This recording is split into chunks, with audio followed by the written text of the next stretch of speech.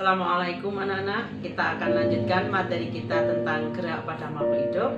Kita akan masuk pada gerak pada tumbuhan. Kalian cermati tayangan yang akan Ibu sampaikan berikut.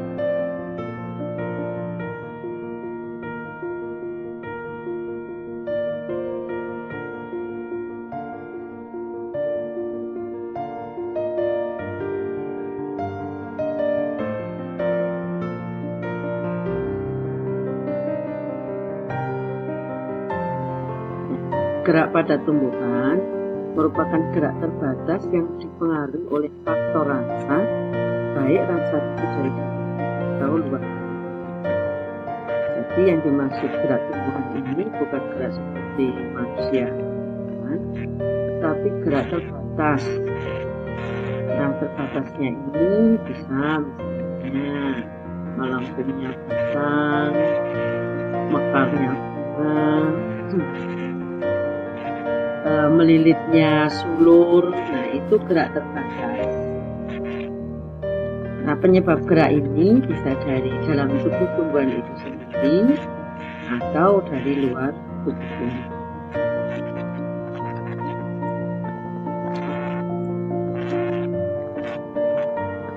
Nah, karena tadi geraknya terbatas dan faktornya ada dari dalam tubuh tumbuhan maupun luar tumbuhan, maka gerak pada tumbuhan itu dikelompokkan menjadi di awal tayangan tadi sudah kalian baca ada endonom atau biasa disebut gerak autonom, gerak higroskopis, dan gerak esionom. Ibu akan mulai dari gerak endonom atau autonom, berarti sendiri, auto sendiri, dari dalam. Maka pengertian dari gerak endonom ini adalah gerak yang dipengaruhi oleh faktor rangsang dari dalam tubuh tumbuhan itu sendiri. Misalnya pertumbuhan pada tanaman, atau di tayangan tadi kalian lihat ada bunga yang mengucuk dan nanti akhirnya akan mekar. Nah, penyebab dari gerak itu datang dari tubuh tumbuhan itu, bisa dipengaruhi oleh hormon atau faktor yang lainnya. Nah, gerak yang demikian itu disebut dengan gerak endonom. Nah, nanti kalian bisa menambahkan contoh lagi. Kalian lihat di buku pegangan kalian, siswa kalian itu masih banyak contoh yang bisa kalian tuliskan. Lanjut anak-anak, yang kedua adalah gerak higroskopis. Higro artinya air. Oke, berarti tumbuhan ini mendapat rangsang dari kadar air. Nah, bagaimana jenis rangsangnya?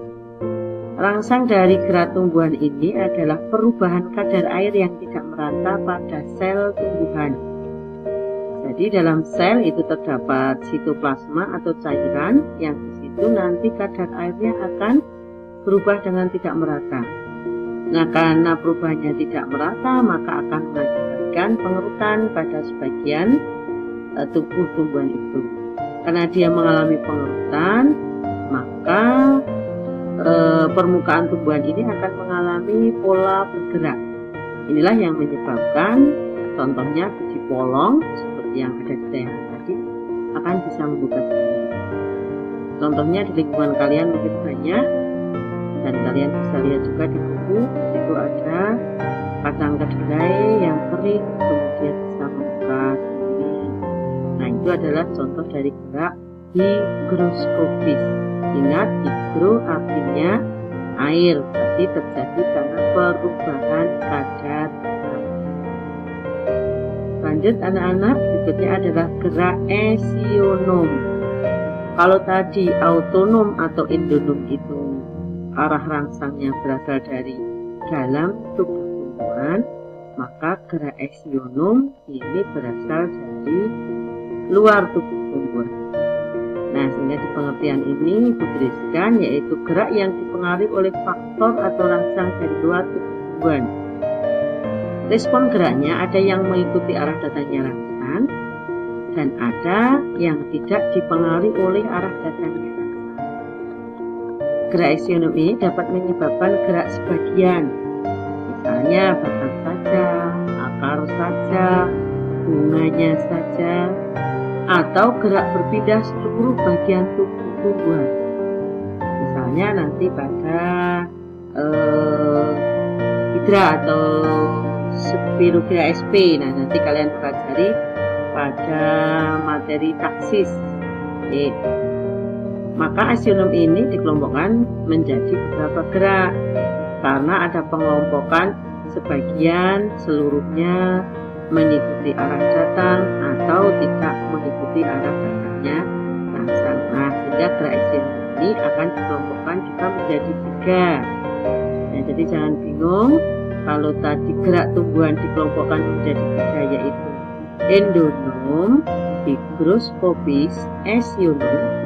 Esionom sendiri dikelompokkan menjadi 3, yaitu tropisme, nasti, dan taksis.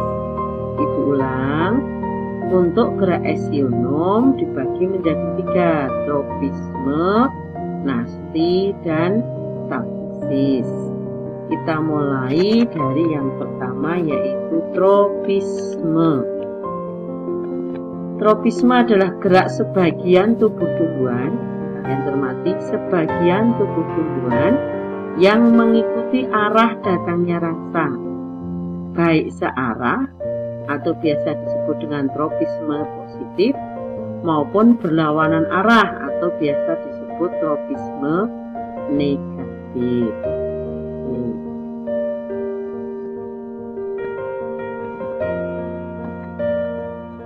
Tropisme sendiri karena ini merupakan rangsang dari luar tumbuhan yang menyebabkan gerak sebagian, maka rangsang dari luar tentu jenisnya sangat banyak. Yang pertama ada hidrotropisme. Hidro artinya air. Nah, Ibu perjelas, jangan kalian bingung dengan higroskopis dan hidrotropisme. Di sini ada kata tropisme. Berarti ini arah rangsangnya dari luar dan mengikuti arah datangnya rangsang. Nah, apa rangsangnya? Hidro. Hidro itu artinya air. Nah, sehingga gerak hidrotropisme adalah gerak sebagian tubuh tumbuhan yang rangsangnya mengikuti letak atau sumber air. Nah, tugas kalian nanti di catatan lengkapi contohnya. Misalnya Ibu sebutkan akar tumbuhan itu pasti akan menuju arah air. Jadi kalian lengkapkan di catatannya. Lanjut yang pertanyaan kedua. Kalau tadi yang pertama hidrotropisme, yang kedua Ibu tuliskan geotropisme. Geo artinya bumi. Maka gerak geotropisme adalah gerak sebagian tubuh tumbuhan yang dipengaruhi oleh rangsang berupa gaya gerak